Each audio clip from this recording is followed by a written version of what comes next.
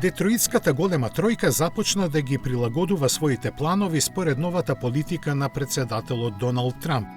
За почеток тоа се однесува на кратењето на инвестициите за нови електрични модели и нивно пренаменување за развој на возилата со класични мотори. Тоа неминовно доведе до одложување на лансирањето на доста веќе најавени нови електрични премиери, но не застана тука. Заради неизвестноста колку увозните царини за возила, делови и репроматеријали ќе се одразат на крајните трошоци за производство, веќе се започна со редуцирање и на плановите за постоечките возила со класични мотори.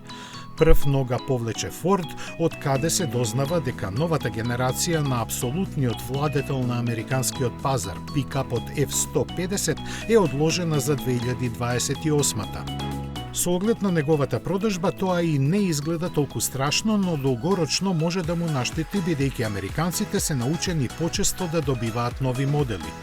Слични вести ги пречека и поклониците на импулсивниот Камаро, чие производство во моментов е запремно.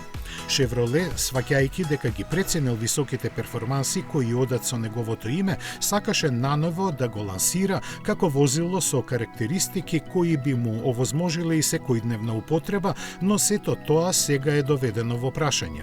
Развојот на новиот модел е во одмината фаза, но проценката на маркетишкото оделение на General Motors е дека неговото лансирање во овој момент ќе биде финансиско фијаско. Постоеше приказка дека Камаро ќе се појави на струја, но и да имало вистина во неа, таа сега е длабоко закопана во плановите на General Motors. Во ваква консталација на односите се чини дека најдобро ќе помине Stellantis, на кој единствено му останува да го продолжи векот на траењето на своите модели, опремувани со големиот Hemi V8 мотор.